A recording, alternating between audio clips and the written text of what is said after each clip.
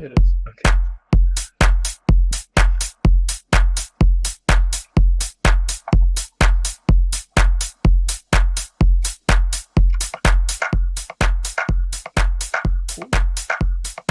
Should probably mute that now.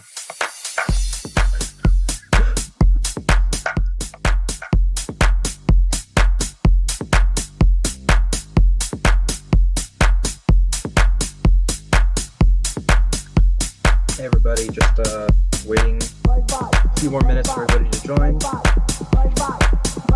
Let the song play and be like, that's how we did it.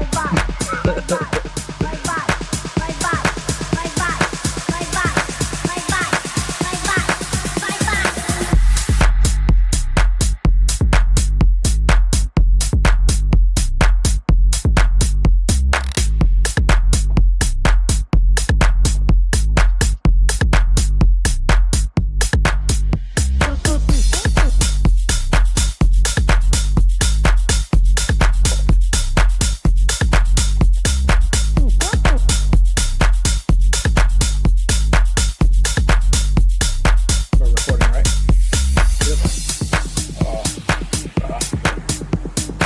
Just double checking we're recording. Yes, we are.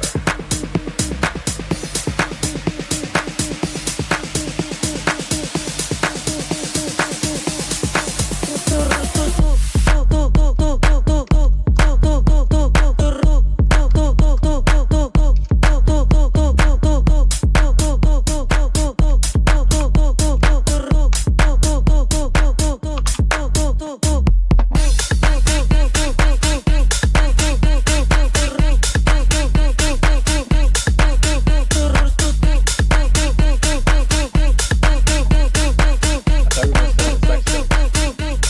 Are we?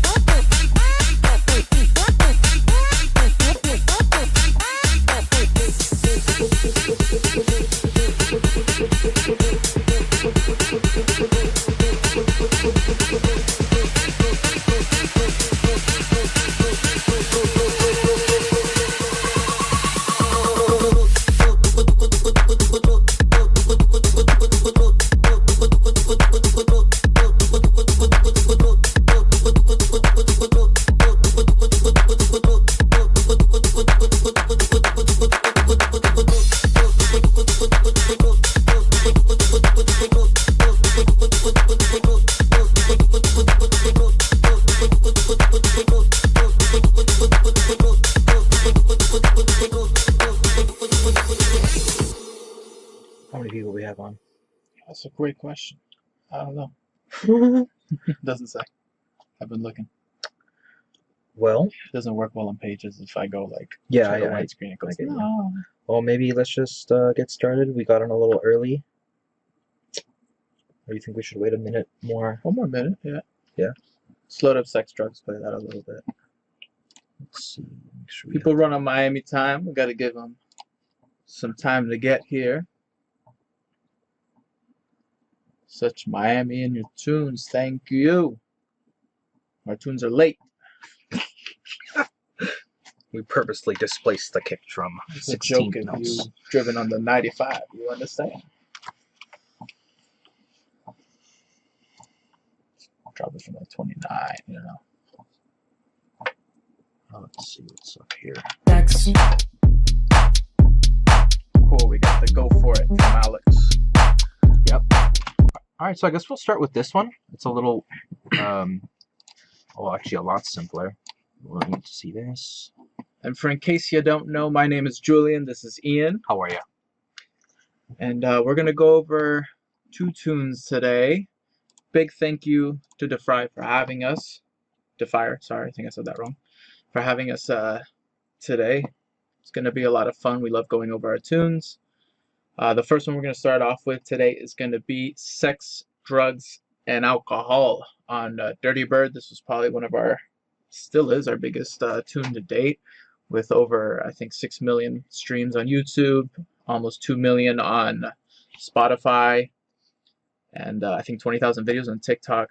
That's what kind of helped it by chance. Didn't even Friggin' TikTok. We made it like 2 years ago before all this even.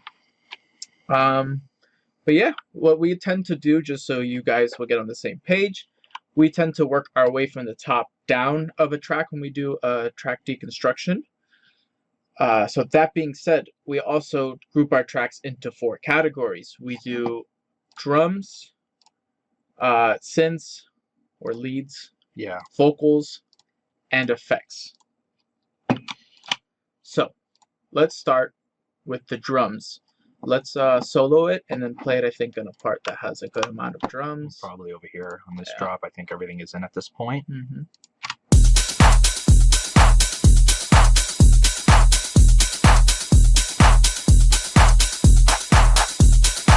It's really that simple. Super simple, the drums. As you can hear, there's not too much rhythmically going on. Yeah, so the most important thing when making a dance track is having a very, very solid kick, a kick that is going to be the foundation to your track. And then that being said, don't be afraid to change the kick. If you see it, we have a kick channel that's muted. Well, actually, on this track, it's not that we necessarily changed it. We just opted for a little more consistency using Simpler. Mm-hmm. So this is actually the same kick as what's right here. We just had it bounced out and then put into Simpler because it was just a little bit easier for what we needed at the time to manipulate, you know, like the release or whatever. Whatever we done it, it's the same kick. I'll show that to you right now. And then here's a simpler one. Yeah, we just did a little bit more work on the kick. Yeah, a little less fuzziness from the one we actually ended up using. We have a nice little mid-high scoop right there. But yeah, I mean, this is some pretty basic kick sound design using Kick 2. I mean, it's just like a 909 sample that they had, and then we ended up bouncing it out pretty much. We bypassed the signal chain that was originally on here when we did that, and just ended up applying it here. That way we had full control, and we didn't necessarily commit to it, so to speak. This is just adding some of that drive. So if you hear what this is doing here,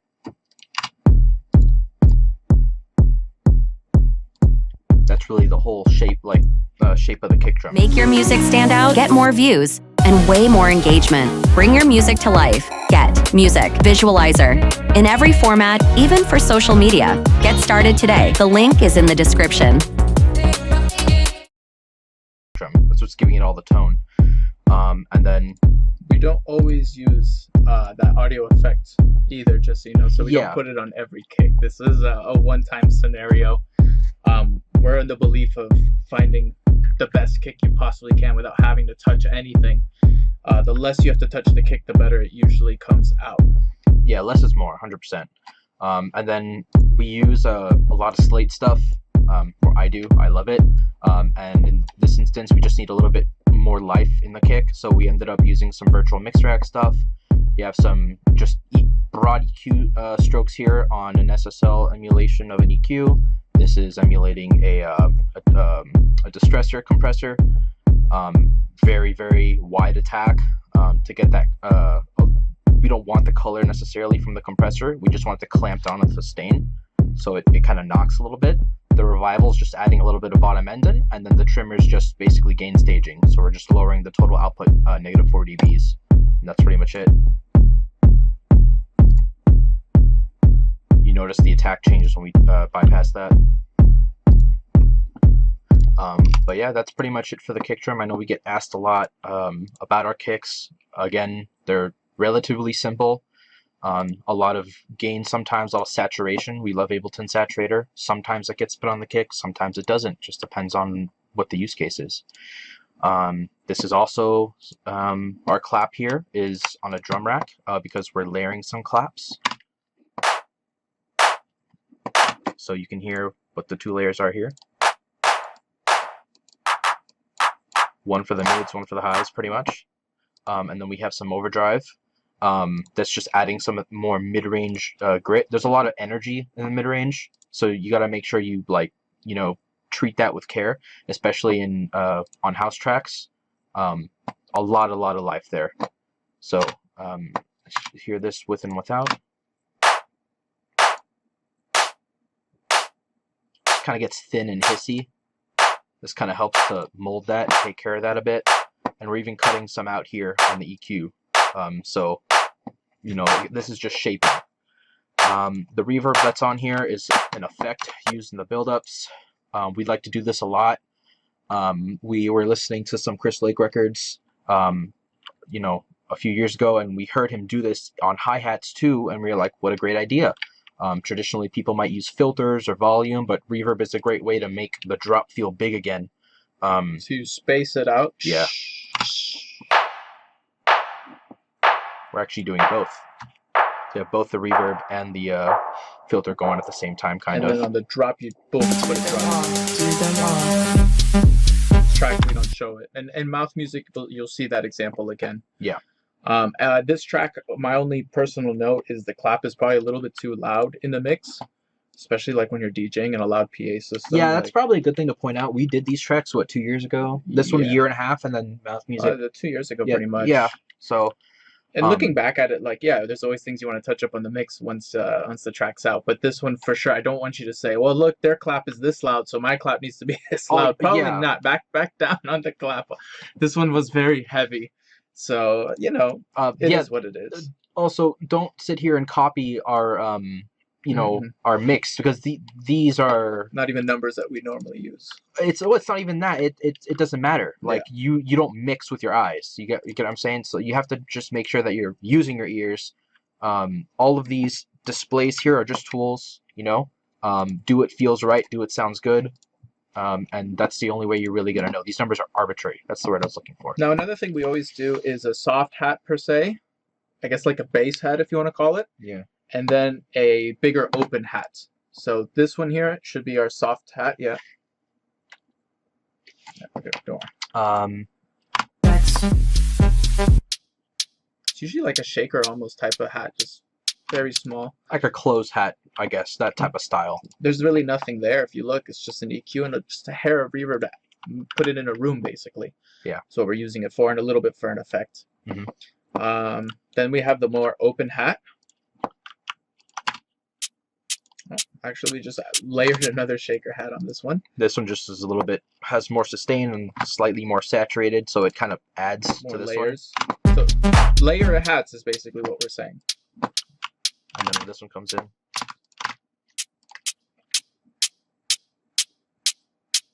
You see they're like a hair, a hair separated from each other in a sense, like the attack, which also helps when you're layering. And then the third one is the open one here. On its own, sounds like this. All together, sound like this. You see how this one kind of takes over the sound of the other two because it has so much sustain and it's so wide. That's kind of the point. But if you notice, this open hat is nothing without the first two. So if I take these away, loses its body. All that attack is gone. So again, that's kind of the reason of having all of them there at the same time. Some people will bust these together, or in Ableton it's a group, Control G, and you can put like a clipper or whatever you want on here to keep them nice and tight if you don't want the other ones to disappear. But in this case, we just felt it worked the way it did. So.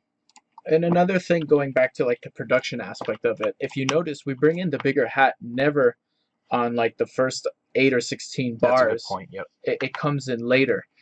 We don't do this on every track. Every track's case by case, but we tend to bring in a bigger hat later in the drop, so it adds excitement to it. And the same thing we did here in this one is adding shakers to come in later as well, so it keeps the drive of the track going, and the track just like progressively stacks. You can actually see it in the project stacking, in a sense, like building a pyramid. So we got a question that says, how do you know when your hat is layered enough but not layered too much? Well, I think in all of our tracks, 3 has always been the magic number for us. I think anything else after that for like an upbeat hat, we're not talking about loops or anything like that. We will get into it. We have loops here, but for this type of stuff, 2 or 3 is pretty good. You can a lot of the times you'd be able to find maybe just one solid hat you really like. For us, we like the variation in color. For like a closed and an open hat, it's always been something we've done in our productions, just because we like to do it. And another thing is you have to use your ears and check, or you can technically look at something to make sure the hats you chose are not phasing with each other. That's a good point. Sometimes you'd be surprised the amount of times we've downloaded like a 909 open hat from Splice, where we try to use them, in the same way, and they just cancel each other out because it's almost the same sample. It's like most of the hat will disappear. So like in a sense, you can use like an 808 hat, kind of 808 closed hat to start your track to keep it kind of like calm and tight. And then when you want that big open section, use a 909 open hat. That's just an example. As in, yeah. But like they're two different drums, so you're not going to have a phase issue most likely when using the two. Yep. Something else I'd like to point out here, these hats by nature are a lot more, I don't want to say mono, but they are. They don't have so much side information, referring to mid-side processing. We like to use this plugin called Side Widener, which has been like a little secret of ours for a while. I'll show it to you here. Basically, this is like an easy mode stereo widening tool. I know Waves has some, but this is just what works for us, and because it's literally no more than 3 clicks ever to get something we like. And I kind of want to show you this open hat with and without it, because it really does make this sample. So this is with it, how you know the sample on the record. And without, we'll hit the bypass button here. With and without.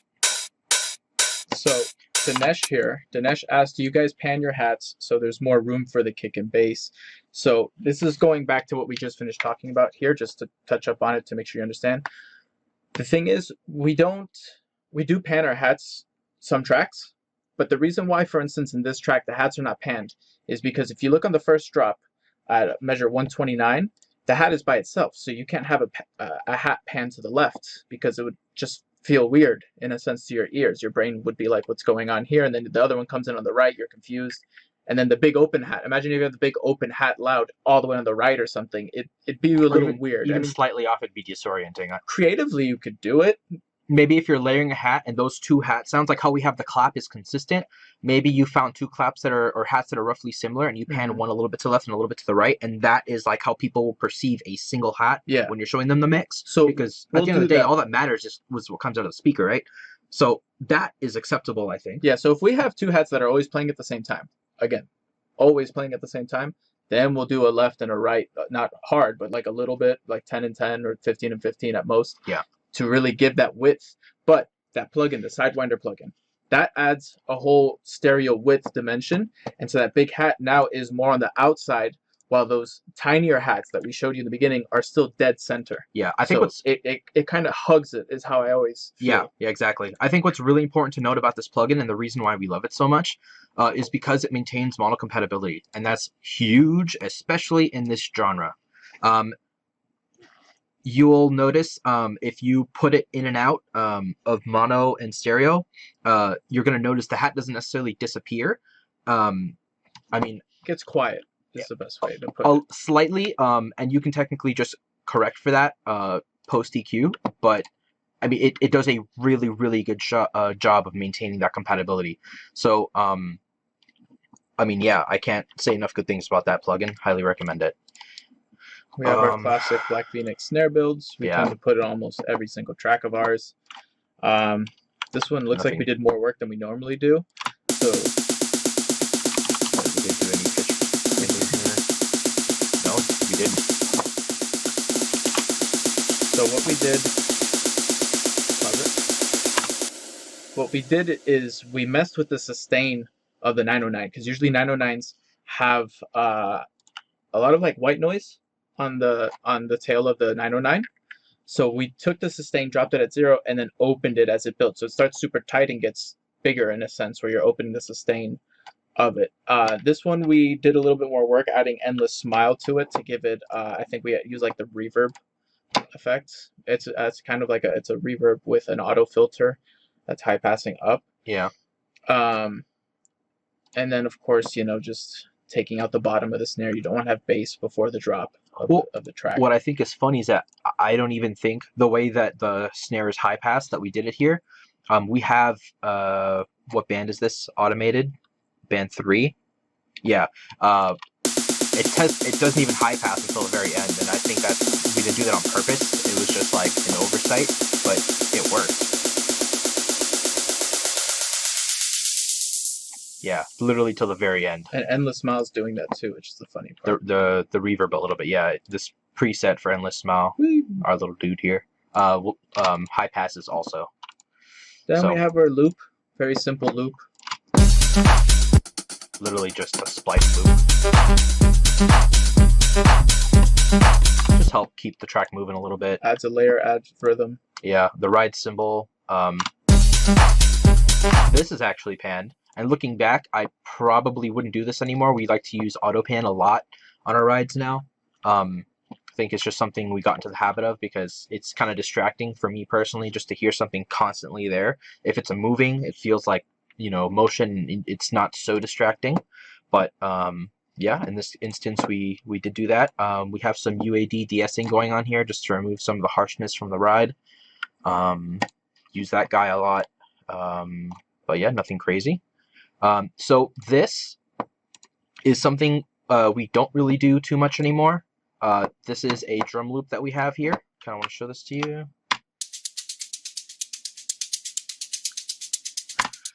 So we used to do this a lot before we actually discovered Sidewinder, because this was really the only way we knew how to create stereo width. Thank you. Yeah, to create stereo width. I don't really recommend doing this too much anymore because there's a lot of phase issues that can come if you're not careful and if the samples don't work. So it's just a loop that we had added to basically just kind of widen up the drums a bit more. So you can see here we even tried Sidewinder a little bit, but I guess in the end we ended up liking the sound of this more. Like I said, it works sometimes, but we don't even do this too much. Basically, what the technique involves is just duplicating the track. You pan one hard left, pan one hard right, and then bus it, compress it, whatever else you're going to do to it to kind of shape it. That's a de-esser that's included in the Slate bundle. And then we have our little LFO tool for the bounce on the bus. So the big thing, just to run over the LFO tool as well, we use that to add a little bit of rhythm as well. It's we use it like a sidechain. So people use Kick 2 by Nicky Romero a lot. This is basically the same thing. It's doing the same thing of drawing the line. You just get to automate the line yourself as well. Yeah. So we use LFO tool instead of Nicky Romero Kick 2, for example. And it helps add a rhythm to the shaker by having it duck down. So it's also just a different feel. Helps it pulsate. Yeah, it's just a different feel also from compression. Sidechain compression is also really, really big in this genre of music. If you don't want the compressed sound, because it can be overbearing in a mix in a genre where so much compression ends up being put on the master anyways, it's great to kind of alleviate that stress. So, sorry, just to kind of finish this up here, a big component of this technique, aside from the panning, is the track delay. You can see that we're delaying each track here each way, so there's a total of 4 milliseconds between these two tracks, and that is kind of what gives it that static coarse sound. And then a nice feature that's in Ableton is dual stereo pan mode. You can actually you can do this with utility as well with the width knob, but it's just here, and that way at a glance I can see that I did this. This will help to correct some of the phase issues that doing this technique will bring.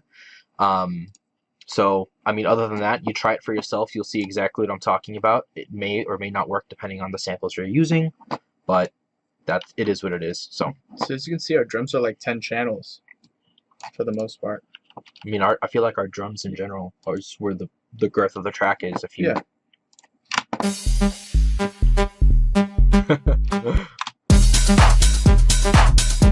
So now we get to move on to our bass. Oh, lastly, should point out the glue compressor that we lovingly named by Ableton, is just an SSL G-Bus compressor emulation. I mean, I'm sure people know this, but we like to use a lot like a really slow attack. We don't want necessarily the color of the compressor on the drums, and a really quick release because we want it just to get off. This is just to control, some of the peaks, the levels, sustain of the drums, help them feel glued. It's just compression. 4:1 ratio is perfectly acceptable on drums. The range is just kind of like a safety. We try to target about -5 dBs of gain reduction normally, and just prevents in case there usually isn't, but in case it shoots up, it's not ever going to go past 10 dBs of gain reduction. The dry wet's really important. It's not technically parallel compression, but blending in the wet signal is really, really helpful because a little bit goes a long way, especially when you're compressing so many things at once. And Billy asked, do you quantize your loops to a groove? Lately, Yes. we have been doing it We've lot, been doing actually. it more recent, not in this project. As you can see, everything's kind of straight. And then what we let do the swinging a little bit, or the shakers, and that one other loop we have. Normally we do, though, if we use the Ableton Groove Pool, and then we put that on all the loops. Yeah. And MPC 60. Mwah. yeah, that's to get the swing. 16ths. This track doesn't have it. This track's very straight. It's a very straight track, so Yeah. there's no real thing. But for instance, if one of the loops was swung already, Mhm. we would quantize it to not do it if it doesn't fit, like if it comes on the wrong beat. So we'll fix it and quantize it. And that's, I think, maybe what we kind of did here. We Yeah, quantized absolutely. the entire loop to make sure, which this looks like, wow, you put a warp marker and everything. No, you can select Control A or Command A on Mac, and then Control U or Command U, For and then it will quantize. just automatically Add the warp put it on the markers. grid right there. You can see we have this on beats right here. That's Yeah, that's a big thing, actually. So solo that. Let's Yeah. just show that really quick. The So- loop originally sounded like this.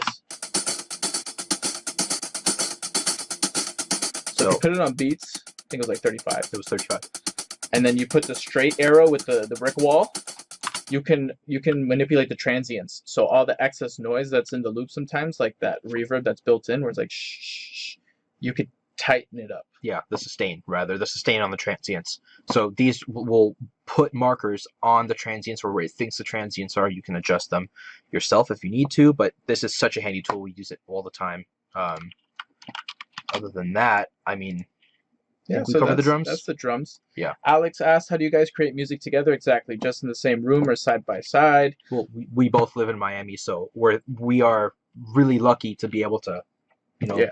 We're always in the same room when we're making a track for the most part. Mhm. Sometimes we'll start it before someone else gets here or something like that. I'm late. This idea, remember Ian wanted to make a pumping bass line like this.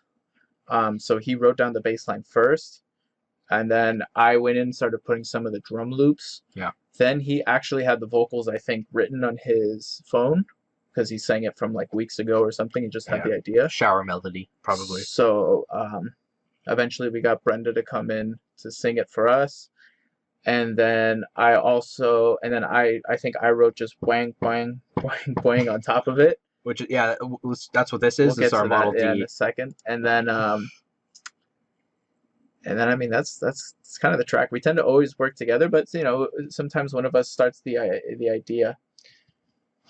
Ryan put, do you ever use drum bus to control transients? Also, hi. Hello. So we tried Drum Bus when Ableton 10 came out, and I don't really like the sound of it. Too So much color. in short, no. You can technically tame it back. It's Yeah, just you can tame it, but it's I like you prefer have to other work hard to things. tame it. That's the simple. At the end, fact. you choose all your drums as a producer. This is what we do as house DJs. I will in terms of like transients and sustain and all that stuff. I will sit there and get the perfect sample or selection of whatever it is we're going to use. If it's going to go into simpler before it goes into simpler, so that way I know I'm starting with the best possible thing, baseline, because you can't polish a turd, put simply. Yeah. So For the sub here, we used Subboom Bass. I know there's a Subboom Bass 2, but we just haven't bought it yet. we just been using one. Preset number 4. That's been our go-to for 6 years or more. Yeah. It's just a solid sub line. Nowadays, I mean, you can get Serum and Operator and stuff, but we've just been using that before Operator existed, before Serum existed. Well, before we discovered Operator, because technically Operator's been around for a I fat thought it was minute. part of like 9 or 10. It's been around. Okay. Yeah, I don't know the exact launch, but we just never went to it because we always had this. Well, so. this was back in the day when everyone was using Massive and Sylenth. This was the one where I felt you always got the most consistent bass sound. So just once you find something good, you stick with it. Yeah. Our little secret, this is our secret to every bass line. Ableton Saturator, you really have to do almost nothing. You just change, you can either leave it to analog clip, which is right there, or soft sign. We tend to choose soft sign. It's a little bit grittier. It's definitely more aggressive. Yeah. Adds a little bit more harmonics to the bass, so you can it comes out a little bit more.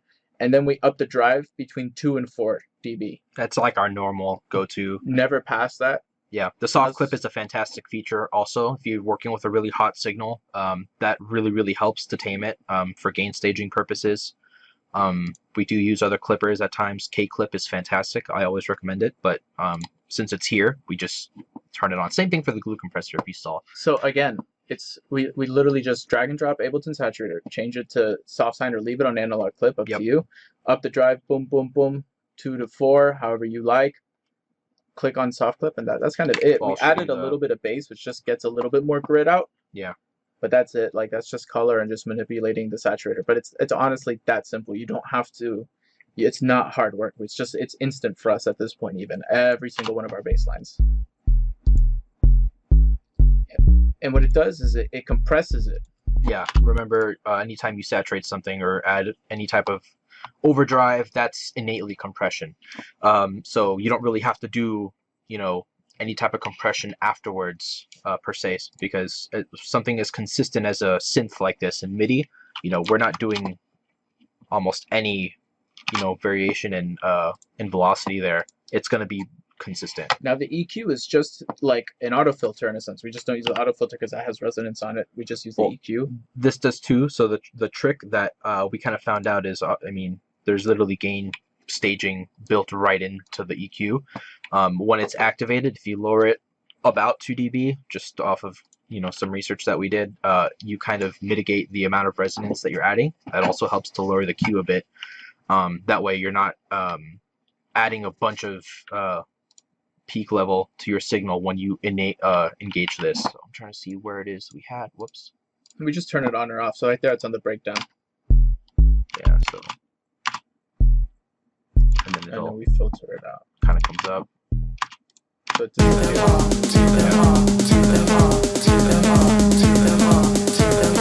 So yeah, nothing too crazy. Alex asks, what's one of the most common mistakes you hear in demos you're sent from producers? Scooped mids. Like really aggressively scooped mids. That's like the big one that... It's hard to say because it's not just like one thing. No, it's not. If I had to generalize one thing, which is like the most impossible answer, like it's hard to make somebody happy, it's just choosing the right sounds. That too. So people want to imitate Walker and Royce, and they'll just choose a really bad sound to do it. And so I hear it, and I'm like, I don't like the sound, or the clap you picked was so weak, it just doesn't sit in the track. And I'm saying, now that I'm thinking about it, because we just actually listened to promos before here, and if you guys ever want to send us a promo for feedback, it's promo@blackphoenixmusic.com. It's also on our website. Let us know, hey, I would like some feedback on this, and we'll try and listen to it like once a week we get to it. But the big thing of tracks... Real quick, before you continue, I don't think I'm a firm believer that you're 100% need to imitate before you find your sound, because that's how we did it. So, yeah, before you keep going, I just want to clarify. There's no issue with imitating people you look up to, by all means. No, if you want to imitate somebody, you have to really nail the sound that they're doing. Yeah, almost do it better in a way. And then once you learn how they did it, now you know how to do it, and you can move on and use it in another song or use it in a different way, which is... That makes it yours. Make it your own. Yeah, that's how we started, in a sense. Yeah. But you know what? Now that I'm saying all this, at the end, what it comes down to, you want your track played by a DJ? We got a demo, not a demo, a promo track that's going to come out, or it's out, that sounded horrible. Like, the sound quality was trash. But the groove was so hard that I was like, this track's amazing. So it's not even about the sound quality either. It helps elevate your track and make sure there's no like flaws or phase issues and things like that, or mono compatibility, because when you play in the club, if it doesn't hit, then it's not good. Sometimes it's just about that groove, just the kick and bass nailed right with the drums, and that's all it takes. So again, it's hard to just pinpoint one thing, but yeah, choose every sound you pick for your track. Really think about if this is the best one. Don't pick the first one unless the first one is gold. But take your time. Go through 100 hats. I think honestly, when we're starting an idea, we spend over half the time on that idea picking the right sounds and swapping stuff out. This loop doesn't work. This kick doesn't work. We may have the idea almost done or completely arranged, and we go back and change the kick. Like, it's just part of the process. Or we go and it's missing a loop. Yeah. We just did that today. We spent 30 minutes looking for a loop. For a track that's already done, just 30 minutes looking for a loop, that's probably quick time to other producers I know. Shout out Ernesto, I know you're watching. I know you take a long time to do things. In a good way. But no, it takes his time at the end of the day, and you're supposed to take your time. Yeah.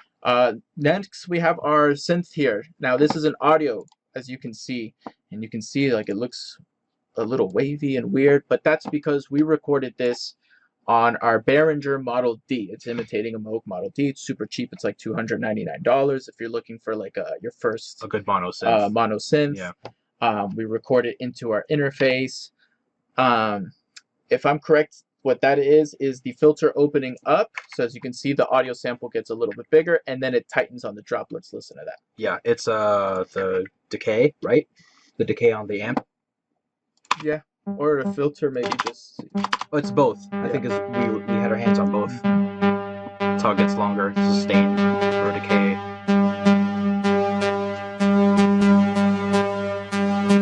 And then it gets tight. So what that is the tension. You're creating tension, and then boom, you're. Sex, drugs, alcohol, to the wall, to the wall, to the wall, to the wall, to the wall, to the wall, to the wall, to the wall, to the wall, to the So. So, Johnny here asks, I tend to get stuck on a melody and end up just looping the same melody and can't get the idea going. Any advice or tips? So your question, Johnny, seems to be more about structure, I feel like, because it's the direction of the track. Our advice, I guess, for this, we kind of try to set a rule that we start, just like you do, with a 8-bar or 16-bar loop, and we just loop it and loop it and loop it. And like this song, we started with the bass, and then we just kept adding and adding and adding and adding. We have like a rule. In this 16 8 loop, to 16 even 8 environment, we will stay there. 4 if we're crazy. But the secret, that it's like a rule, an unspoken rule, is you can't leave that loop early. What does that mean? That means you have to add every drum loop that you're going to use in the song, or every loop you can throw at it, any bleep loop, any idea, any counter melody, anything you can that can fit in that 16-bar loop and works, even if it's like everything, the ride, the snare, it's just all there. Then you have all the pieces to your puzzle. Now all you have to do is start placing them in the correct spots. For us, we've done so many tracks for us that comes naturally. If it doesn't come naturally to you, take one of your favorite tracks that are in the genre, or something you feel like it's in your what you're trying to imitate, or the genre, however. Put it on a channel, mute it, and then copy the structure. And you can solo it to reference it, and just copy the structure, copy the tension, copy the rise, copy the exact structure. It's not cheating to copy a structure. No one's ever going to say all these tech house tracks are the same exact structure. And if anything, DJs like it because they know what's going to happen. They really sometimes hate when a track goes in a direction you don't know, or in a weird thing. So just do that to do it. But again, when you're on that loop, you have the melody and you're stuck, add as many drum loops as you can, and make yourself dance and go, oh, I added this loop and now I'm even more hyped. And you go, okay, so now the first drop, which is what we did in this track, is going to be very minimal. And then that bigger hi-hat comes in. And then the loops come in right there and everything, chaka, chaka, chaka, chaka, chaka. And it's like, hey, and then boom, you're on the breakdown, and then you come back to the drop, and then a big build up, and then boom. But you need all those puzzle pieces, because if not, as you start to build it out, you might get lost, confused, not sure. Yeah. But if you start with that 8-bar loop and you put all the drums you can, all the bleep bloops, all the melodies, all the synths, the bass line, everything there, like it's the peak of the track. Like you have the peak of the track in an 8-part loop, you have all the puzzle pieces, and you just need to lay them out and start automating. I think that's the truth. And if you start too early, like that happens to us, we get lost ourselves. Yeah, I had a bad habit of doing that. So I mean, really, for me at least, really recently, I absolutely take his advice in doing that, and it helps. It really does. For someone like me who gets so focused, like, we tend to. Sometimes you want to jump into just getting this part we're going over right here, this tension and drop. And it's just good sometimes because it helps you. But if you leave it and you just keep trying to go with the rest of the track and you're like, well, I don't know what happens next because you don't have another drum that comes in, you know. In this genre, I mean, the structure is kind of set out. You know, there's not really much you can do in terms of arrangement that's new and different. It's just how you present it to people. Yeah. Presentation involves the sound, your sound design, the all that stuff, the idea. But the arrangement is most likely always going to be your build. Mm-hmm. You know, the intro, the build, the drop, a breakdown, another build, a second drop, and then the outro. That's like a pretty standard. That may vary. You may have 3 drops, but again, it's how you present that to people. So I just want to go over our tension and builds up here because that's the key in house music, especially in this type of house music. It's all about the tension. This is, I think, our favorite part of the song. I think this is everybody's favorite part of the song. This is the part that's used on TikTok. Again, we have no clue how that specific time marker of TikTok got in there, but this is the part that you're going to see on all the videos. No, it's over here now. Because of the Alcohol, sex, drugs. Do them all. Sex, drugs, alcohol. You can help me do them all. Sex, drugs, alcohol. You can help me do them all.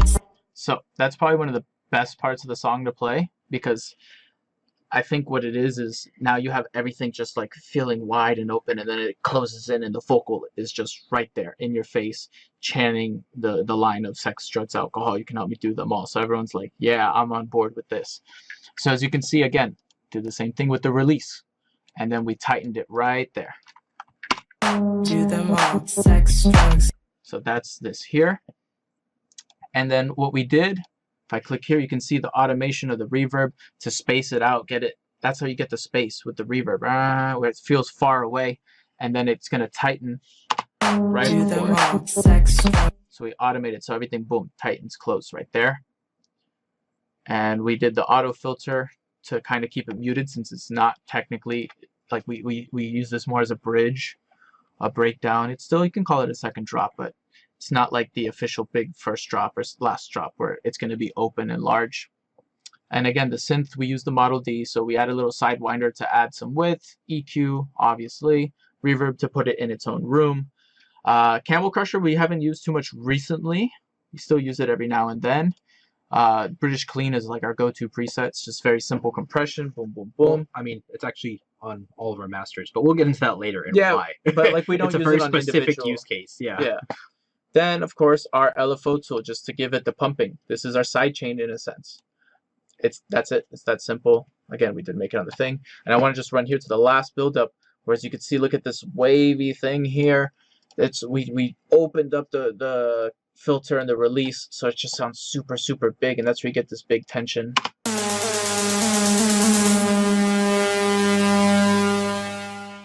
Sex. So that's like the last thing to switch it up, to not make the drops different. It's just having this air, and then having Brenda just go sex right there. Yeah. And we'll go over some questions here. First one, Ian said, came up with this motive in the shower is a common thing for us. It is. Use your iPhone or Android voice note. The amount of voice notes I have on my phone. Me too. Yeah, like my old phone is probably what took up about 50% of the storage space on the phone itself. And on this new phone, I as much as I wanted to transfer them over because there's a lot of cool stuff in there that I haven't used yet. I'm already, I don't know, 40, 50 voice notes in on this phone, and it's just like I'll wake up sometimes at 3 a.m., just grab my phone real quick and do it, and then go back to sleep. It's like This super random. summer, I remember getting home from the studio, getting out of the elevator, and just singing, I want you to bounce, I need you to bounce, I want you to bounce. And then we ended up, I was like, I like this. So I recorded it. And then I also thought of the bass line. I forgot how the bass line boom.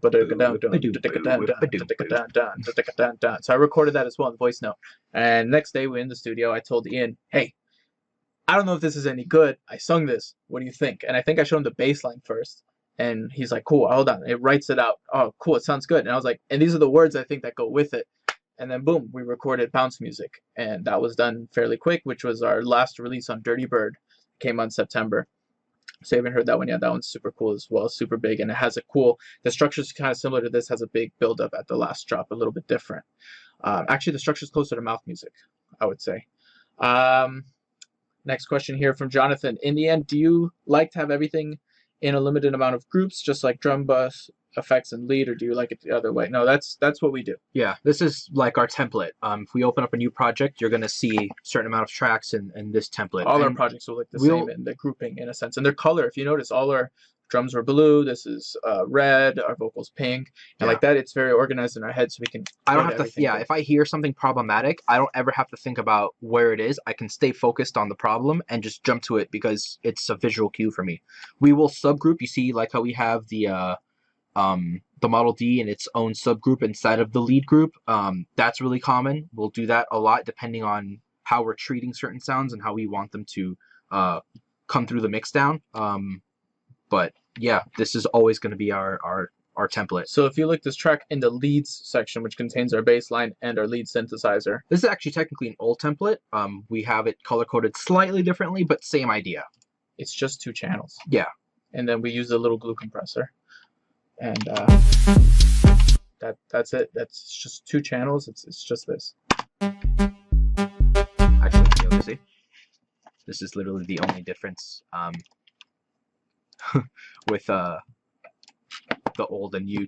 Yeah, that's still our new leads, template now. But we use the orange to separate the bass line. And we call it synths, and this would be sub and whatever. But it's the same thing. It's just for visual cues. Yeah, and that's honestly that's it. And then we're gonna move to the vocals real quick. I know a lot of you want to hear mouth music, but once we get through the structure of how we do things, you'll see the other one will go a lot smoother.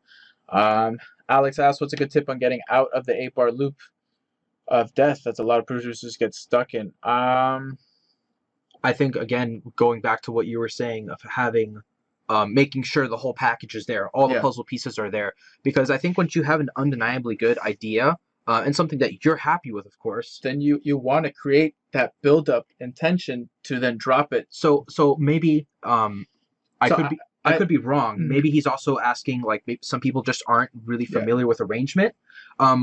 What we would recommend is taking a reference song, putting it in like a blank slate session you have, and going and so let me show you here. But even, you know what, I think he's asking more than that. Even it's well, that's it. You can just create a new one, put it on the outside, and so just as an example, pretend this is the track here. You would go like this, and you'd go what is it? Control Shift? No, I don't know what it is. Oh, this is an audio track. That's why it's not working. Okay. So you would go, all right, here's my intro. Here's the build-up. Here's the first drop. Make your music stand out, get more views, and way more engagement. Bring your music to life. Get Music Visualizer. In every format, even for social media. Get started today. The link is in the description. Here's the breakdown. Here's the second build-up. Here's the last drop. Here's the outro. And then you color coordinate it. Yeah. So you'd say this is a build-up. Here's another build-up. This is the drop. This is another drop here. The breakdown. And that way you can literally just take your 8-bar loop and plug it in underneath. So this would be maybe like the first thing on the track. And you could even just have it minimized, but you see the colors and it'll appear here in the top bar, and you just go placing all of your loops under it like a puzzle piece. Yeah. I mean, that's for structure. I think also going back to Alex's question, I think part of it is how do you get out of it? Because maybe you do know how to structure a track, but you're not sure where to go after that. Good point. To me, the first thing we work on is this section right here. This is the intro, or I should say like the first build-up into the first drop, because that's the most important part. And at the end, you should be excited to make this build-up and then the drop, and just focus on that 16 bars right there, because that's everything. That's the excitement of the track. That's the moment you want somebody to go, oh shit. And that's what we always strive for, to have an oh shit moment, and like when people hear something. So how do you get that? You can't get it by just hitting play on the drop. You gotta create that tension that goes into that. So as you're creating the tension, maybe you go, oh, I need like a measure of air, and then boom, it hits. Or I need 3 beats, and then on the 4th beat quiet, and then it drops. Or I need a build up and then a clap that goes ka ka, and then boom, it comes in. Yeah. So you figure that out as you're going, and once you get that, cool. Now I have this into the first drop. Take out some of the drums. You're like, all right, it's too heavy. Bring in the drums 8 measures later. Bring in some more drums 8 measures later, and then boom, the breakdown. And now you already know where you wanted to go a little bit. You start to build out the track and close your eyes. Like if you were in a club, in a sense. I mean, as silly as that sounds, that's what you do. You close your eyes, you pretend you're at a festival, you pretend you're at a club, and you're like, I'm going to DJ it. How do I want it to come in, and how do I want people to feel? That's another good point. Yeah, to visualize it. A guy from Disclosure was saying on one of his, if you haven't seen Disclosure, they do those breakdowns as well. Mhm. And he was saying, if you notice in a lot of their tracks, they love to have the beat not like the drop not come in on the first 2 or 3 beats. Yeah, or something, they'll syncopate the kick too to like throw you off, and then the groove comes in. It just feels like that extra bit of like. And the only reason why they do that is for you to go, oh shit. Yeah. That's it. It's just to make you go, oh, you don't expect it. That's the goal. That they do that on purpose. Moving real quick on to the vocals here. We have a little Endless Smile for the build up. That's on the vocal bus, yeah. Just to give it some things. As you can see, the EQ as I move this is going as like an auto filter. This UAD, if I'm correct, it's just a de-esser. Obviously, a little LFO tool on the voice for when the beat drops here. So you still have that. Again, that being said, do a little side chaining on your vocals, especially if it's where a kick is playing. Yeah, open it up and show them, because it's not much. No, just a little bit like that, and it gives a bounce. Sex, drugs, alcohol, you can help me do them all. It's not super heavy, but it And yeah, helps the kick come through. It does help, and you don't really perceive it again because it's not sidechain compression. It's just ducking volume with the with that plugin. So Her vocal, we froze it because it was getting a lot of CPU. oh, you can unfreeze one of them if you want for now, and then we just Here. Control Z so it goes back. There's 3 channels, so we have these are 2 different takes. Yeah, do the Actually- one that has the most shit on it, because I think one of them has.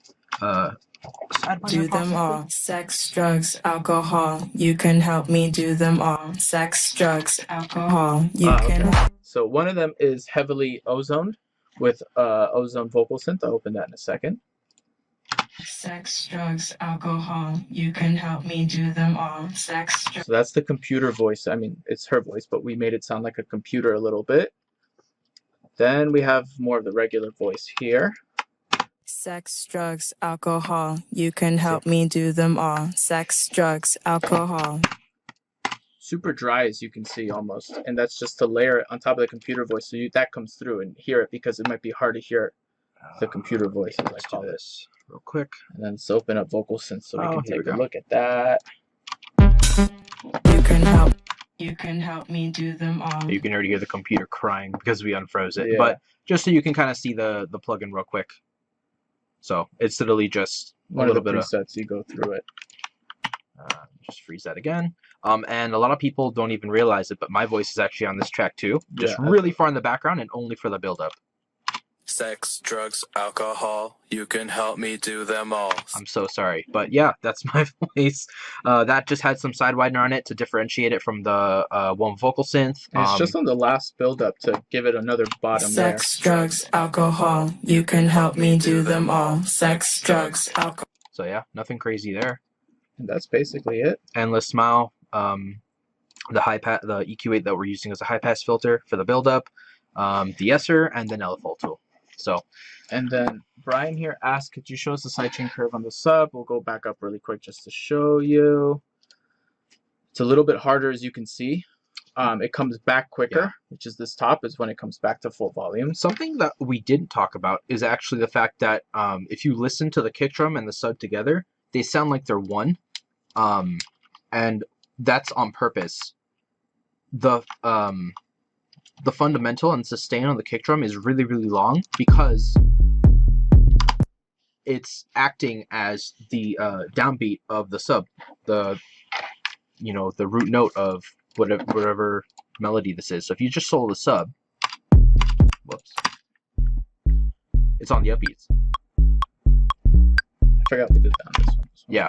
So that's part of the reason why this is like this, so heavy-handed, is because we want the sub totally out of the way of the kick drum when it comes in. That way you're not getting any phase issues or frequency buildup in the bottom end. That really helps with that. So a lot of our tracks, we try to avoid having the sub line hit at the same time as the kick does. If the kick is especially this long. And we basically do a syncopated rhythm. Mouth Music, I know people have been tweeting at us trying to figure that bass line out, a few producers as well, and we'll go over that one. And it's very similar to this of the syncopation where it's not really on the downbeat. Yeah. And then in here in the green, we have our effects channel. There's really, it looks like a lot, but it's not. It's just a lot of sweeps and stuff. And this one's more sweeps than we do lately as well. The one signature thing we love to do is two signature things on our effects. One is what we call BVN white noise. We like our white noise. We tend to chop it like we do here.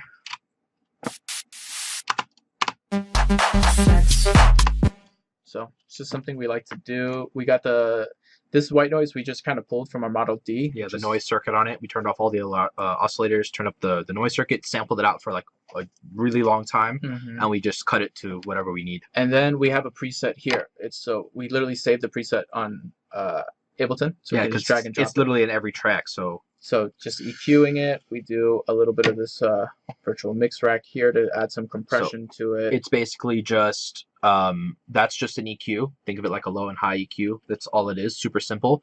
Even more high end boost on the SSL emulation, compression, and then even more high end saturation from that revival. And then Sidewinder to make it wide. It's actually really narrow in this project. And then LFO because the white noise shouldn't just be like over everything. I've heard tracks like that. I don't like that. Sidechain it. Again, that's a personal preference, but yeah, we like it to bounce. If you master it, it's always a nightmare. And then our signature Black V-neck crash, because what's house music without crashes? Am I right? So we have the same thing. We actually don't have a crash rack saved here. We did recently, or the last year or two. Yeah, because we got the same tired thing. of building it out. We just use a delay, find a crash we like, add a delay. So even though it's really short, the crash, just make it longer in a sense. Yeah, because in the mix, you don't really perceive the delay. You're just hearing the sustain last longer. So it's like, in my opinion, better than a reverb because you can maintain the integrity of the crash better that way. Besides that, these are all sweet samples. So you can see they're just EQ'd a little bit. Yeah. This one we LFO'd just so sidechained a little bit. That's it. And then here we have our Serum Sine Riser. I can unfreeze that. Yeah, should work. It's a one long note, and it's LFO'd in Serum, and it's pitch bend up, as you can see right here. So we do this on a lot of tracks as well. So it's in a sense we make our own riser. And then this is Serum here, if you're familiar with it. It's nothing special. Not even a sine riser. Yeah. It's nothing special. And you see in conjunction with all the other stuff, it really helps the energy of the track.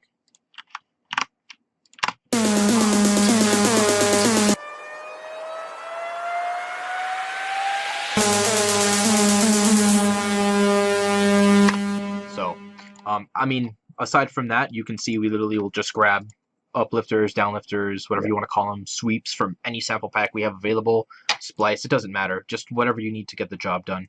Now, do you guys have any other questions on Sex Drugs? Because we're about to move on to Mouth Music here. Remember, there's also a delay. I know there's a delay. But yeah, if you have any questions on this, I mean, the project is, as you can see, 29 it says, but if you take out the groups, so there's like 8 groups, the track is under 23 channels or under 24 channels. Yeah.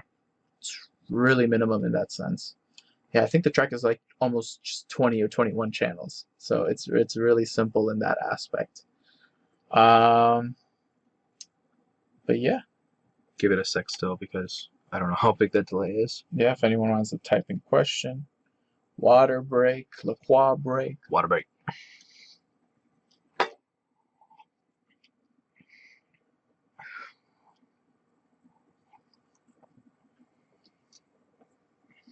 And I think we're gonna move to mouth music. What did you record her in? Ah, perfect, right before we left. Well, this we can actually go. We recorded her in our studio, in our old studio, actually, because we just moved this year. No, right? No, don't say it. What mic did we use? I don't think we had the sleep mic at the time, did we? We recently got, well, not recently, it's probably been like a year and a half now that I got on last Black Friday is when it was, the Slate ML1. It's a nice modeling mic, a lot of options. Instead of spending thousands of dollars on a mic locker, you just get a super flat mic like this, which is what they did, and then they offer like a few mic models that you can just kind of choose and whatever sounds best on that person's voice. And we just record it straight into the interface. Like, yeah, you don't need. We have a reference. Oh yeah, you can do straight into the interface. I don't, because I'm a gear nerd, I have a reference preamp for the mic, but we don't even do it half the time. Yeah, because we're lazy. But so don't think you're obligated to get anything besides a good interface. Rather a good mic, because the Good source mic and is so good interface. So yeah. let's take a look at this. I thought if I hit S, it would do the magic thing. Sure. Boom, boom. So game changing, not really. I mean, at the end of the day, I think keeping the mix as dynamic as possible. Everybody talks about, I don't know if you guys know about the loudness wars or have heard of it, but I think that, and everybody says that they're over. I strongly disagree with that, especially in electronic music. Is really just keeping your music as dynamic as possible. So a lot of people talk about like clipping and all this type of stuff. I'd say really just kind of only use it when you need to. Less is more. We live by that. So, a little bit goes a long way again. But I think what I like a lot more than Julian does is saturation. I love when you just adding those extra harmonics to a sound or something will thicken them up. But again, a little goes a long way. I think so. Every 3 months we learn a game-changing Game-changing trick. But like, it's whether we clip, whether it's just listening. A different way to look at something. Yeah, there's just listening to a song and understanding the rhythm of what they used in the drums. Yeah. So now we can imitate that rhythm or use that rhythm if we need in a song.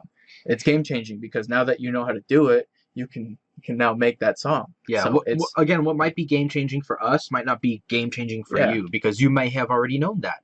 So I think honestly, just sharing as much information as possible is the only game-changing thing, because that way you can kind of level the playing field. Kenley asked, how long did it take for you guys to get the song signed? Now, Mouth Music was made October 18th, 2018. I remember sending it to Dirty Bird the 30th of October.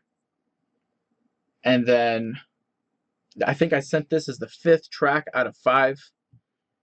Never heard from them. I was like, all right, just going to sign this somewhere else or move on with it. Or I was like, this track is such a weird track, specifically Mouth Music you're going to hear here. Then December 31st, I remember it was New Year's Eve. I get an email saying they want to take it. And it was like, for us, it was like awesome. Then they wanted another, like a B-side. So we worked really hard for like 2 months to make a few tracks, and we sent them like 3 or 4 tracks. And on the 4th track, I think it was Sex, Drugs, Alcohol, and they took that, and then boom, that's where we have our EP. Keep in mind, Mouth Music is technically a much older session than Sex, Drugs was. 2018 even. So like as a perfect example, we grouped the bass in our drum bus.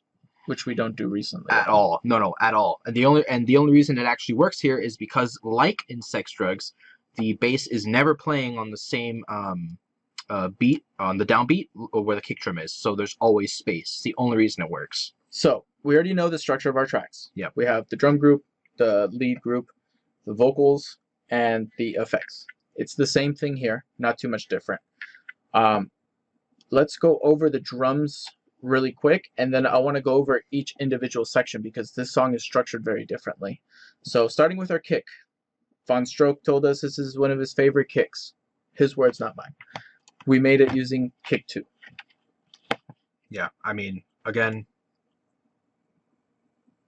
it's like, well, I choose this out, a lot of experimentation, nothing crazy, some saturation going on. probably spent like 30 minutes on that kick drum. There's nothing really special to it other than like a nice attack and a really solid sustain. I mean, nothing crazy. Oh, strong fundamental also, because that's what kind of drives the bottom end of the track the most. Alex asked, so you guys sat on the song for 2 months hoping that Dirty Bird would respond. We sat on it for 1 month hoping they would respond. So you do need patience, at least 1 month. Then we started to send it out, and we actually almost signed it to another label. Got the contract in. Because it was New Year's Eve week, I was like, I'll get it to them next year, you know, the next Monday, whenever everyone's back from holiday. And then I got that email from Dirty Bird, so we almost signed it to someone else. Yeah. So, I mean, yeah. And then Gabriel here says, can you tell us about how you start your gain staging? Like, whatever the first channel is, what dB do you start with to make sure there is enough headroom at the end? I think that's arbitrary, again, because it just depends on your preference. But for us, we haven't gone over the master chain yet. We will in this session. Really, I like to drive the crap out of our sessions. Just to give you a glance, this is almost like a permanent stay on our sessions, is this utility right here.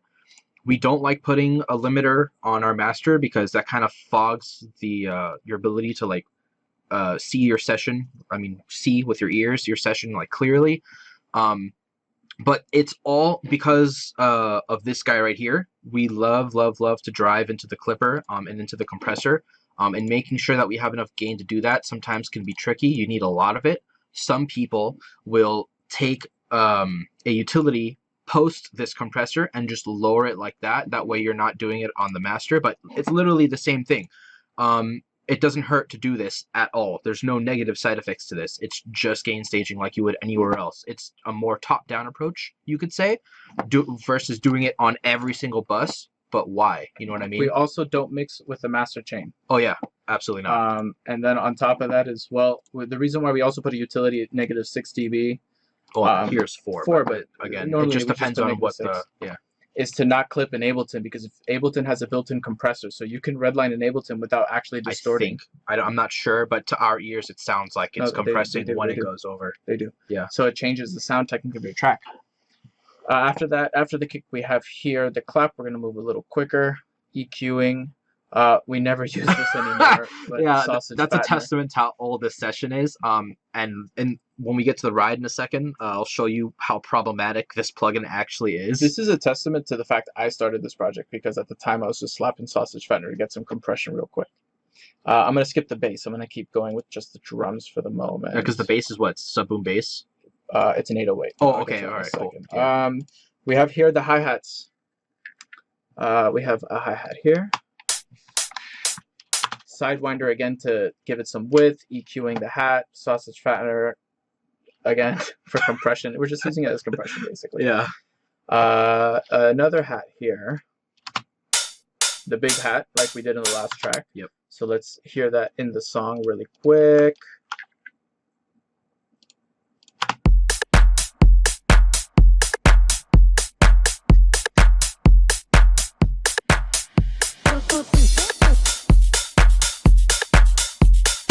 So that's just the intro, but just to give you a glimpse in a sense. Yeah.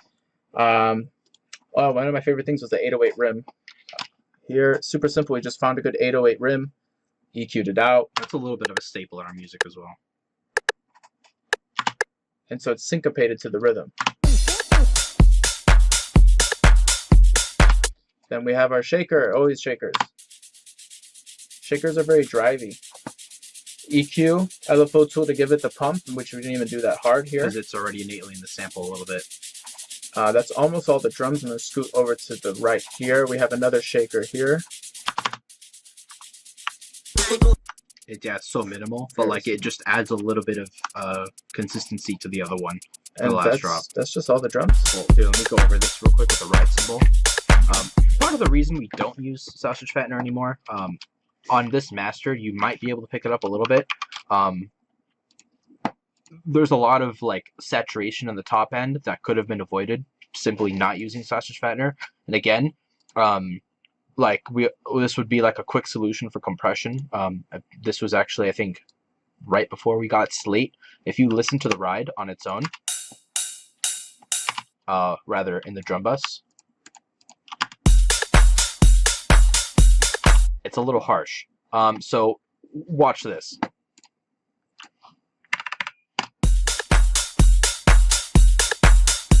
On our end, at least, I don't know how well it's translating, through the live feed, but infinitely better. So I mean, it's just, again, it's a lesson you learn with time. But I wanted to leave that in, just to make sure that we got that across. Why it's important to use, good quality things. If you use sausage fattener like in the beginning and just a little bit, it's a good way to do baby compression, Yeah, because again, it's more than a compressor. But once so. you start to understand how compressors work and you know what you're actually manipulating, then you can put it in your hands. So let's start to add the bass line here. Scoot that here. Get the channel off. Yeah.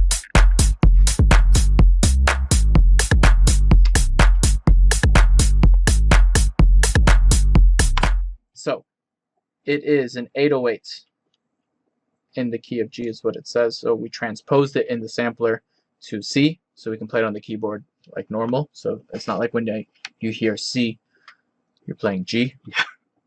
Saturator, again, same thing. Soft clip, drive to 4, soft sine to give it that distortion. That's it. The EQ, which is just an effect. So we use that before here. Cut the bass out. We cut just a little bit of the highs of the bass. And then again, LFO tool, just to give it that bounce and not have the kick collide. Let's take a look at the MIDI right here.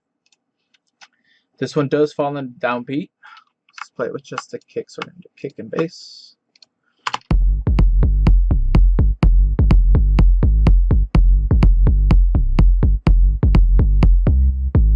So the kick has bass in it, so you have to make sure the kick is in the right key. So when the kick is landing, such as these gaps here. Yeah, actually, I don't know why I thought that. Well, probably because we're ducking it so much that, and the fact that it's in phase. Massive, important tip there. Always check for phase on your kick and bass. Always, always, always, always, always. A good way to do that is, if you can, if you don't have a like a sub to reference in your studio, if you low pass your whole mix pretty much on the master bus, and you just solo the kick and bass, if you hear like a lot of inconsistency and like warbliness almost, they're probably out of phase. You can just put utility, click both the phase buttons on it, because you don't want to just flip phase on one side. Flip it on both and turn utility off and on and see which grants the most stability on the fundamental, and consistency is the best way to put it. It's something you have to learn to listen for, but it makes a huge difference. So having a kick that's not just like a tap, yeah, because the people use that. A kick has some bass to it. It keeps the rhythm going in this specific bass line. So let's listen one more time.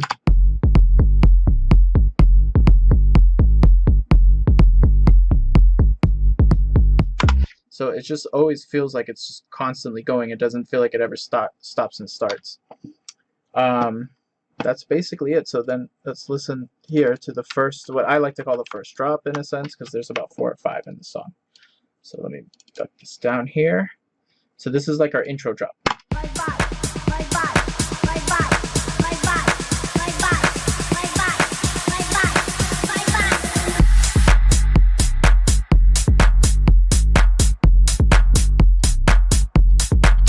Let me answer this question. So Kenley asked, sorry, what does phase mean? So phase is just a relationship between two wave files. You have like 2 different types of phase. I can't think of the word right now, but phase referring to like a single sound on its own. If you like put it into a visualizer, whether the waveform goes up first or down first, it's called exact phase, or I can't remember the terminology. Or then you have the phase which we're referring to is phase between 2 different waveforms. If both waveforms start going up, there's a good chance they're in phase. It's not always a rule to go by, but again, the best way to know is to just go back and forth. Because they could both be starting up, but if one is in a different pitch, it might mean that it's actually not as in phase as it could be. Absolute phase, I think, is the word I was looking for. But so what happens when you phase? Think of just using everyday terminology. And since it says I'm going to phase something out. Yeah. What it is, it's like canceling itself out. So the frequencies line up and then cancel. Yeah. This is what noise canceling headphones do. to cancel noise. They send out basically a detect. frequency. Yeah, they detect what's coming in, and they just send pretty much the opposite of what's coming in, and that cancels it out. There's a cool science experiment. Side note: if online where they took 2 monitors and send perfectly out of phase signals to each of them, and the moment you point the monitors at each other, you hear nothing. So it's a physical phenomenon. It's not just something that happens here. So in mouth music here, we have like 6 vocals in a sense, or 5. This is the first one you hear in the track. There's really not too many synths in this track. I think just 1. So we're gonna go over this here. We use the reverb to space it out and just let it ring out for that first drop here. Obviously a little LFO tool. It should be the last thing here. It's just a mistake that we put Endless Smile at the end instead of LFO tool.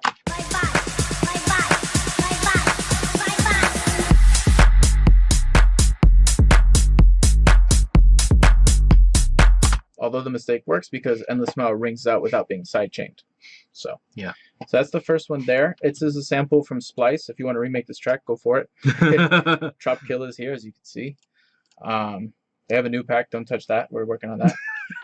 I think doesn't bounce music come from? No, it didn't. No, what am I saying? This is another one. Yeah. But besides that, then there's another one here. We did a little panning on it, so you can look here. So it goes right, left. Just a flavor, just a little something. Then we have our second drop or our first drop, depending how you feel.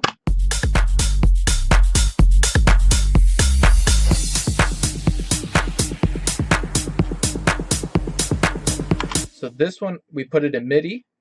We pitched it. I think I pitched it in the MIDI. Yep. It's pitched 1, 2, 3, 4 steps up. 4 technically. Oh, 4? Oh, it's on E. Interesting. And then I played out the rhythm. I remember coming up with just putting in the sampler and going da da da da da da da da. And then so I played it out. So you can do that if you're not great with chopping audio files.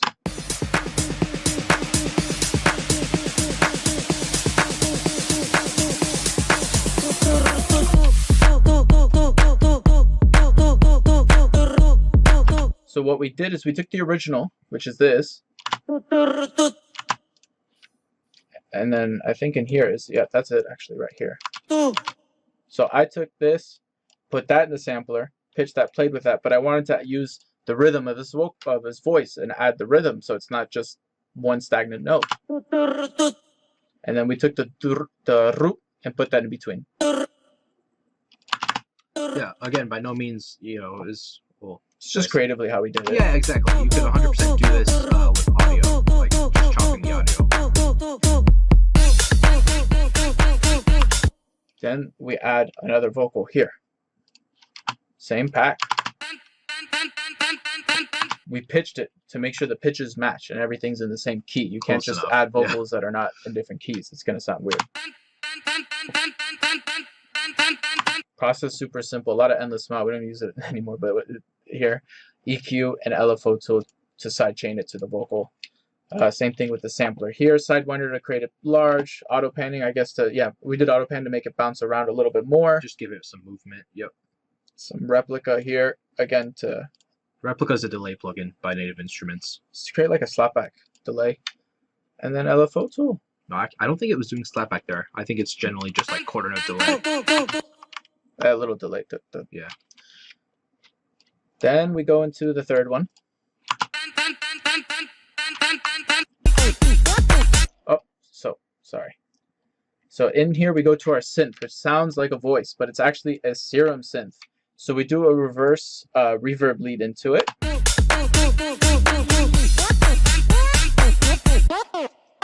want to open up Serum? So you see we're doing an automation here, which will show you in the plugin. Then a lot of effects after. Sidewinder to add the width, EQing it, replica, reverb to put a space, Camel Crusher to compress, auto filter, and LFO tool to sidechain. So let's open up Serum really quick. This is, we made this ourselves. Yeah. Pretty much the only thing we're automating is the wavetable position. This vowel wavetable that I got in some free pack. I don't even know what pack that was, but it pretty much just the wavetable position is what gives it that talking effect. So I just called it the talk box lead. And you can see, let's see, where is it?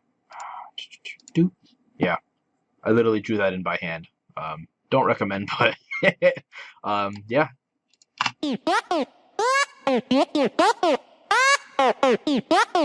don't think are there any effects. Yeah, just some distortion. And Give it the even gray. though it's a synth, we call it like another voice practically, you know, We treat it that way because at that's kind least. of like the fun of the track. It's like the amount of vox and vocals and things. So it's kind of like that yow type of thing.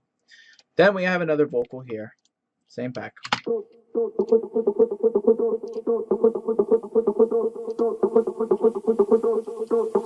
And then replica is of course responsible for that delay you're hearing. And then that's Endless Smile giving that riser, which is a big part of this track, is that there's a preset on Endless Smile called Broken Teeth, which gives it a rising sound. And we chopped it up here just to get the do, do, do, and then doubled it up until the drop here to build that tension.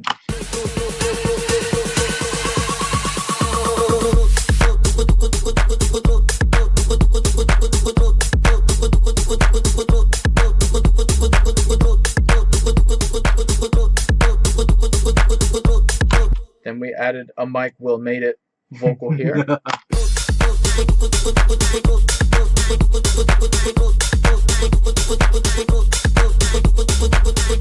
So again, it's just adding all the little details and flavor in your candy. Then we go into the next vocal. Fun fact, I hated this vocal when I first heard it. So this one here is the same one from before. So it's like the reoccurring theme vocal. So keeps it steady. And then we have this one here, which we chopped up a little bit ourselves. We can zoom in to see that.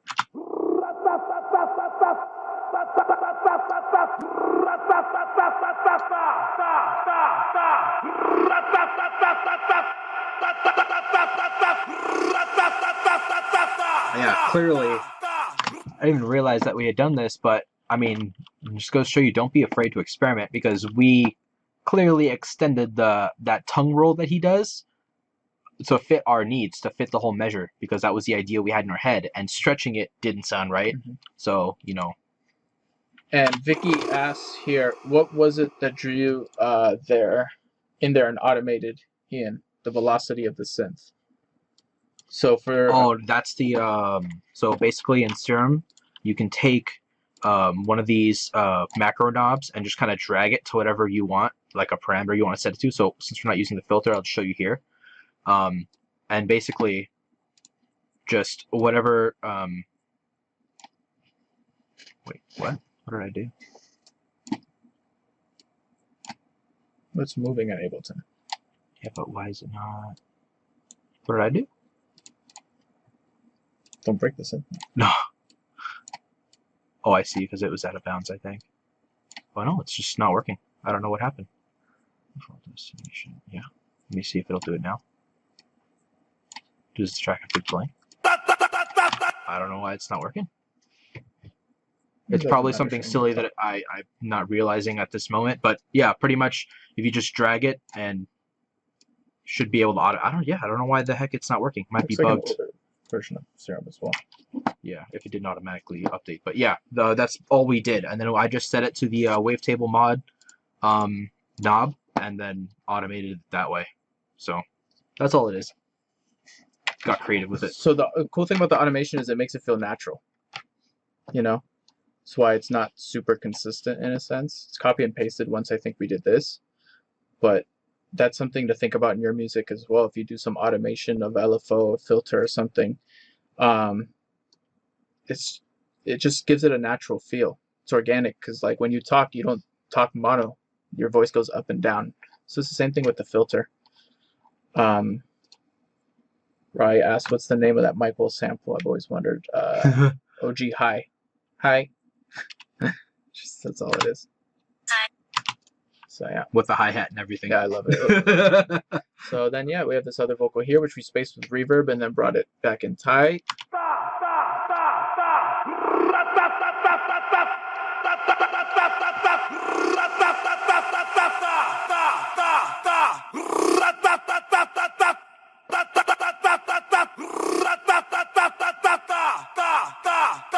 So it's a little bit of vocal chopping, as you can see on our end, to getting it to the rhythm we want and doing it how we want. So it's not the original sample in that sense. So we manipulated it to fit our needs. And then we kind of just brought the whole track back together, bringing back other vocal chops and that serum sound to kind of round it all together.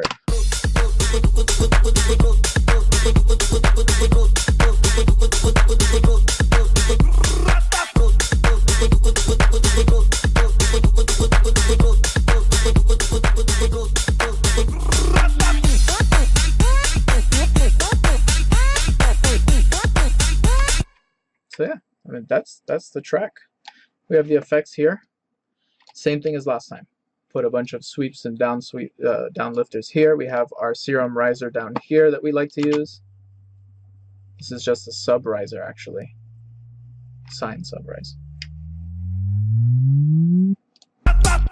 Our crashes that we love. With the delay, Sidewinder, very similar to Sex Drugs. And our Black V-neck white noise, same as last time. That's basically mouth music. I know we don't have too much time left. But yeah, if you have any questions, put them here. We'll go over the master chain really quick to finish it off as well. So put some questions in there.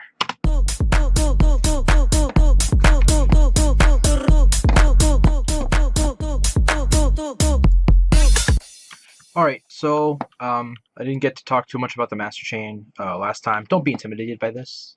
It's just a little goes a long way. Again, this is unique to us. This is how we do it. We've learned from other DJs that we respect. Famous mastering engineers. I personally have spent many hours. So we took doing research courses, stuff like that. Pieces of a lot of people we liked and put it together. And just to let you guys know, I spoke with, I remember speaking to Walker and Royce and asking Sam, what does he do for his master? And he goes, Ozone Maximizer. And that's it. Nothing else. No EQ, no compression, no color, which is fine. I mean, their sound is amazing. But it just works for them. Ozone Maximizer. He does everything else in the mixdown. So technically speaking, this master is like a hybrid master, if you will. It takes like a top-down approach of what's called a top-down approach for mixing, and I kind of just do it all in one. And some people, for organizational sake, will make another audio channel and call it their pre-master, and they'll route their whole mix to that channel, and that channel is technically the only channel that gets sent to your master, right? I said, don't really need to do that. I know what's going on here, and that's kind of what a lot of this stuff is here. So I kind of handle the pre-master plugins, all that, you know, bus compression. If you've ever heard that before, 2-bus compression, a lot of that happens here. Any extra color that we're adding, you know, is going to be added here as well. And then the mastering, what you'd expect from mastering, is making it louder. That's all happening after this utility right here.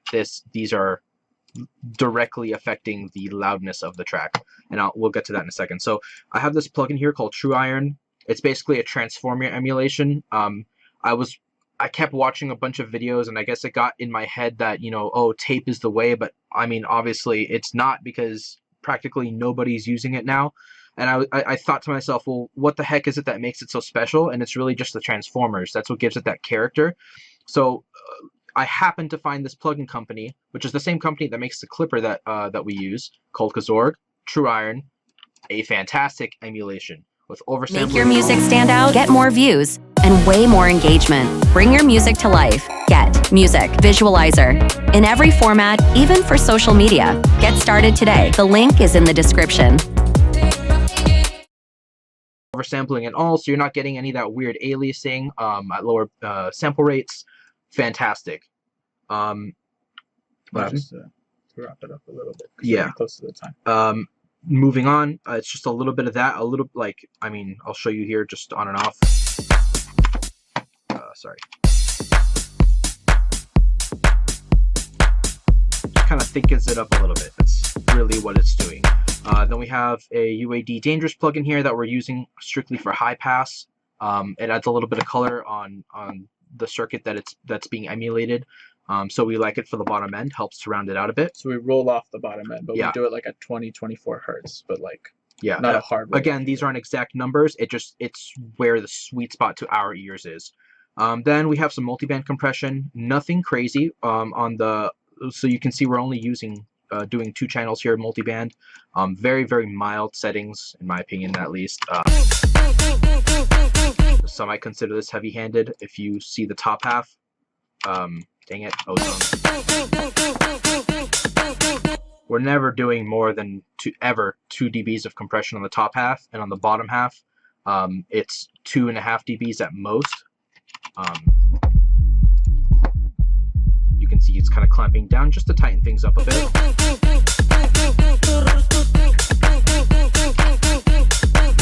I realize it might be hard to tell with the maximizer on, but I don't want to mess with the gain staging we have for the stream too much, so I don't really want to turn it off either, because then you probably won't hear anything. But trust me when I tell you, it's doing very little. It's just helping to tighten up the mix a little bit more. Then we have the Oxford EQ. It's just a really transparent EQ. Very rarely will I do any surgical work in here, again, because I can just do it in the mixdown. It's always better to do it in the mixdown if you can, but it's just a low-pass filter. And then after that, we go into our stereo imaging. Nothing crazy here. It's just to help widen the mix after the multiband, because you may notice sometimes that you lose a lot of that width that you had before, and the breathiness you have in the mixdown before you start clamping down with compression. This just kind of helps to bring that back a bit. Massive passive is actually a big part of the our pre-master sound. We use it a lot to kind of shape the mix if we feel like it's lacking. This looks drastic, but it's not actually that much. It's a very, very, it's transparent and colorful all at the same time. If you've never used one, you should probably just look up some tutorials on it, because it's a fantastic tool. I love it. It's not doing a tremendous amount that, you know, it wouldn't be playable if you didn't have it. I just really like what it does for the tracks.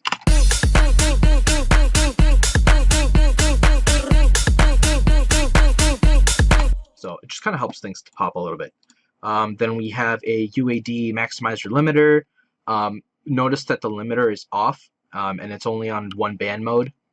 This just adds some color that I just like. Kind of just helps everything pop.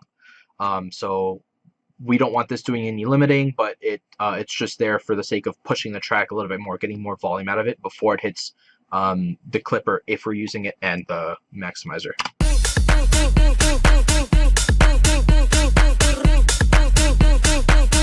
Kind of pushes everything forward. It is doing a little bit of compression, and so is Camel Crusher. And this is like, we get asked this a lot: why is Camel Crusher on our bus, on our master bus, or rather the our pre-master, if you will? It's because only in this particular use case do I advise to use it. It is so subtle. I mean, yes, I understand the distortion is on.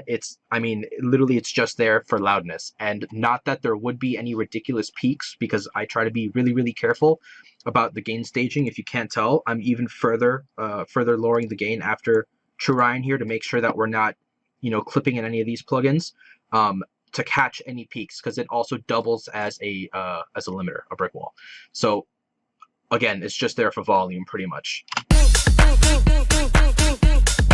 It's almost doing the same thing that this is, but this is a little dirtier, so in combination they work well. Now going into K-Clip.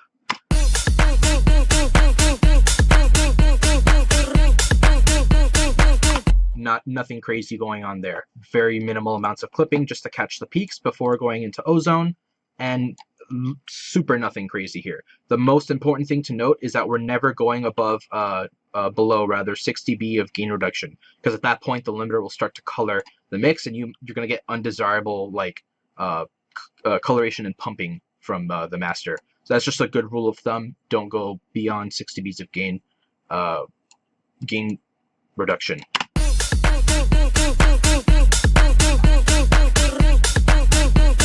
The character knob, just as a rule of thumb, is the release.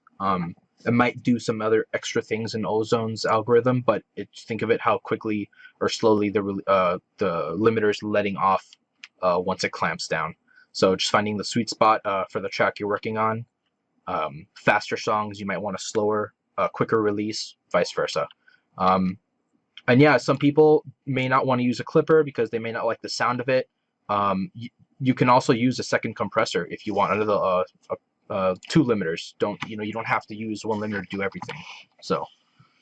And then we also use U-Lane here just to monitor the loudness. It's up there. They can't see that, I don't think.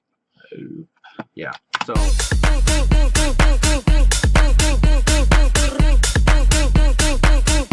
And that's actually pretty quiet for see where we're hitting now for us. The last thing before we head out, the bass MIDI switch up on the last drop. Now, I didn't know. I had no clue about this. What? That the MIDI switches on the last drop. It's not the same. Oh, dying. All right.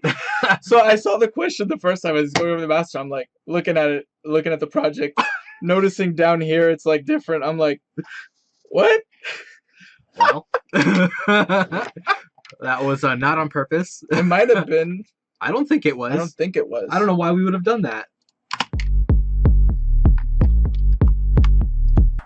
So I think that might have been the original one, and then we were like, it doesn't groove enough, and then we went to this one, and then probably never copied it over to last drop. I think that's what happens.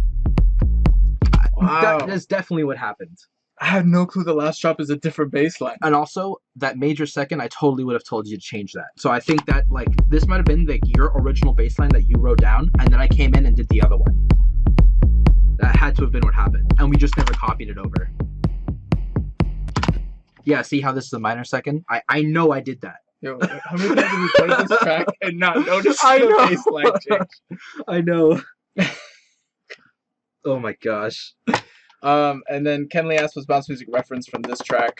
Yeah, So I think it was. of course, to a degree. The structure is very similar, but even before this track, we did a track called Slow It Down on Shiva's Hands Basement Leak. You can check that out. I think it's an underrated track of ours. Super drummy. We love that track. We still play it. Look at this guy.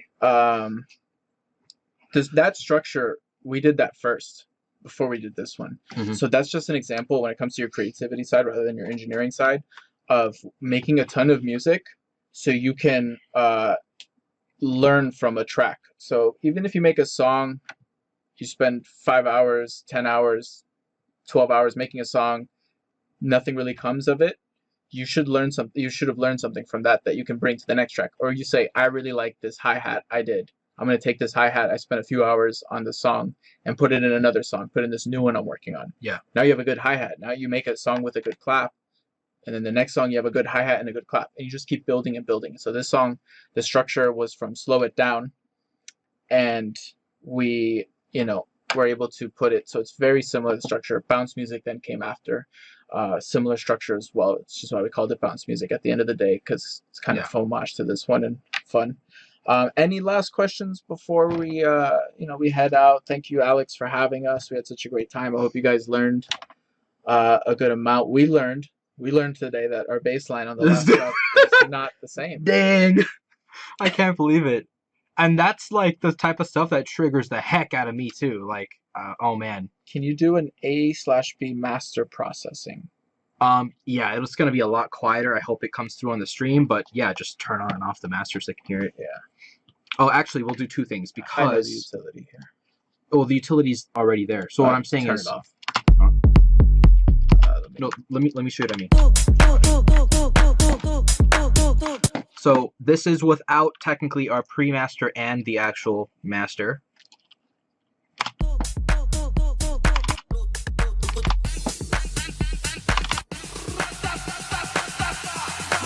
Again, that's off. Now brace yourselves, it's gonna get loud again. And again, the choice of plugins in the mixdown, if they wouldn't have been Sausage Fattener 90 million times, the master would not be so gritty. Again, This project is 2 years old. Dinesh also asked if your mix sound is sounding great, but it's hitting a little above -3 dB rather than, I guess, the 6. Can you just put utility mastering channel before setting out to master? Absolutely. Yeah. So that's what I was talking about here. Well, real quick before we enter that, just so you can hear what the without any limiting sounds like.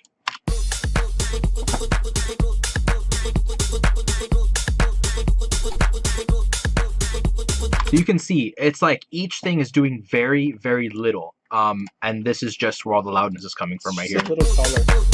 Yeah, nothing crazy. But that's just, again, this is our preference. It's, You yeah, can be like it's- Walker and Royce, slam an ozone at the end, or do it all in the mix down as well. We're all Mhm. for that. Last question. I'm coming to Miami in January for my B day. You guys trying to party? Kenley, as much as I really want to say yes, there's a pandemic going on, so I have to pass on this for now. But hopefully when you're down here, you get to see us sometime, and your town would love to have a fun time and party with you guys. Just to touch with Dinesh real quick. Yeah, so what we were saying earlier is that you can technically put utility on all your buses and lower everything like that. Or literally I've seen people do this, and they'll just like and bring all of the levels down. That's a thing too, but then you mess up your gain staging if you're doing any bus processing or even pre-master processing that I was talking about. This is just a more top-down approach to that. Just slapping utility on here and doing it here is no different than doing it a little bit on your buses or on all the channels. So the faders rather.